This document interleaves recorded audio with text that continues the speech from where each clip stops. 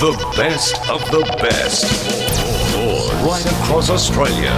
The best of the John Laws Week. Another John Laws Week on the radio. You listen to the man with the golden microphone.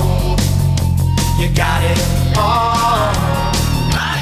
There were laughs, there was news and a tear or two. There were good vibrations coming right through to you. Through your radio. This is what he said. This is what he did. This is why you laughed. This is why you cried. This is how Lawsy kept you in the know. It happened this week on the John Laws Morning Show. Across Australia. Talking about the decision by Kevin Rudd's wife, Therese, to sell off part of her business. It's been described in the Financial Review this morning as the ultimate political sacrifice. The federal opposition leader, Kevin Rudd, is on the line. Kevin, good morning. Good morning, John. That must have been some family conference. Well, it was a tough one. We always make these decisions together, and with the two older kids in particular, and Therese and myself, but this is very much her call at the end of the day, and she's very proud of what she's done. She's also said, in terms of recent events, that she's obviously made some mistakes. We all make mistakes, and she's sought to make amends for that. Didn't you see this coming? Didn't you think that the success of your wife's business would be a problem? I had hoped, John, that we could probably find some way through this, because I'd never want my wife to feel that she was in a position where she had to make this sort of choice. Therese concluded at the end of the day, whatever the truth of it, there would be a perception of conflict of interest would be too hard for her to deal with. This is the best of the Lawsy Week.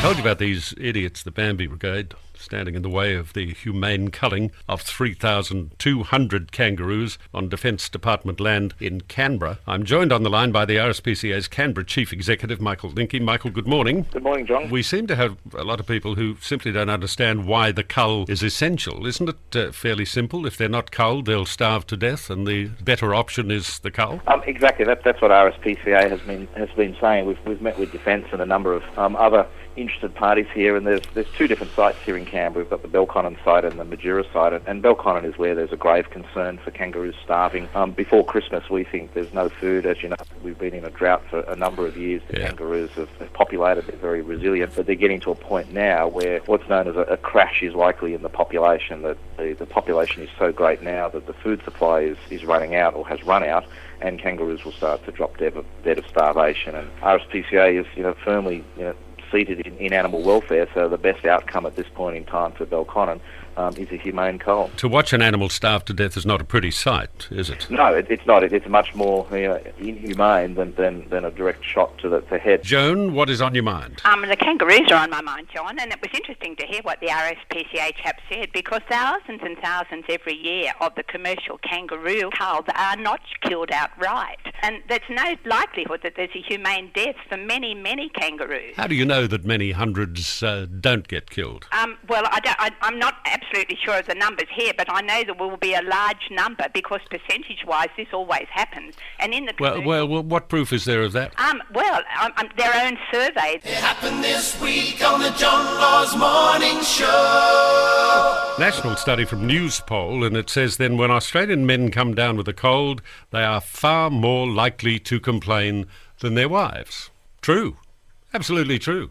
Why do they need a poll to find that out? 3/4 of the people surveyed said that women cope better than men when they're sick with a cold or flu. Yeah, I plead guilty. I'm dreadful. And while 60% of Aussie blokes expect their partners to take care of them when they're sick, only about 30% of them are prepared to mollycoddle their missus when she comes down with a cold. That's men. Why do we need a poll to discover, oh, this is men? They're selfish bastards. I'm one of them. Surely everybody knows that when a man becomes ill, he's a sook. Instant sook. The chances of your average man suffering through a cold in silence are about as high as the chance of finding a pair of knickers in Paris Hilton's prison cell. I can tell you that, because where a woman might mention that she's got a bit of a cold, a man will moan for days and say he's got the flu. It's the truth. I'm not denying any of that.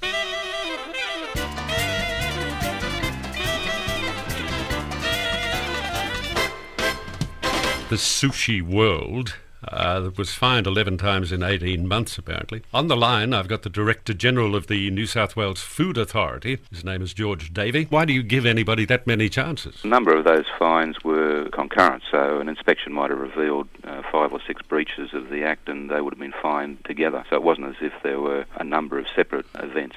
But, we do take these things very, very seriously, and there is obviously a problem with that particular premises. That's why it is now closed and subject to further investigation. There are a number of retail outlets that are linked to this manufacturing business right across Sydney and the Central Coast and the ACT. Would you be happy to buy your lunch from any of those outlets? You're listening to the best of the Lawsy Week. Well, after her weekend of car crashing and driving under the influence, arrests and passing out and throwing up in public, this charming Lindsay Lohan has decided to return to rehab for another 30-day stay. She already spent a month in rehab but claimed she didn't need it. But a close friend told a magazine in the States that she finally realises it's the right thing to do. This time she won't be going to that celebrity rehab centre that let her come and go as she pleased.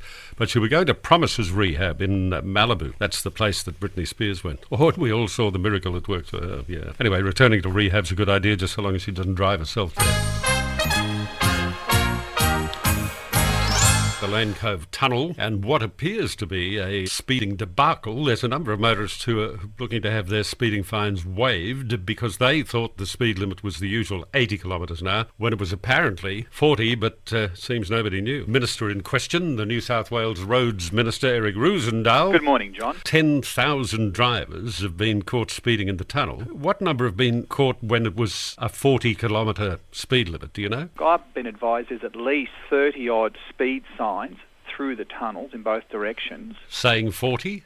Well, they change, and they certainly do say 40 when 40 is the appropriate speed limit. But let me say to your listeners, if there's somebody out there that's been booked and doesn't believe the signs indicated that speed limit, they can get a copy of the photo of their alleged offence, and that photo must show their vehicle and at least and must show the speed limit sign in the same frame. Yeah, OK, it'll be interesting. Well, I urge people who feel that they've been badly done by on the Lane Cove tunnel to do exactly what the Minister said to do, get a copy of the picture, which is not difficult to do, and if you still believe you're in the right, send me a copy of the picture and I'll happily talk to the Minister again about it, because it's wrong if you're being fined or you're losing points off your licence for something that you simply didn't do. Laws. Dean Mile is the Secretary of the Electrical Trades Union. He's probably best remembered for his line that John Howard is a skid mark on the bedsheet of Australian politics, which was short of charming. Dean Mile is on the line. Dean Mile, good morning. Good morning, John. What's to be achieved by using the kind of evocative language that you use? I think it's important to remember that at union meetings we have a robust but a private discussion, and they aren't intended for public comment, or they're not public media statements in any way, shape or form. But you know they're not going to stay private. Well, they should do. Well, they should. I mean, a lot of things that should be the case are not the case, and you're intelligent. But why say stuff like John Howard is a skid mark on the bedsheet of Australian politics? I mean, that's offensive. You wouldn't like anybody to say that about your wife if you got one, or your children. Probably not the smartest thing that I've ever said. Do you regret some of the things you said? Absolutely. You do regret them? Oh, yeah. Another John Laws week on the radio. You listen to the man with the gold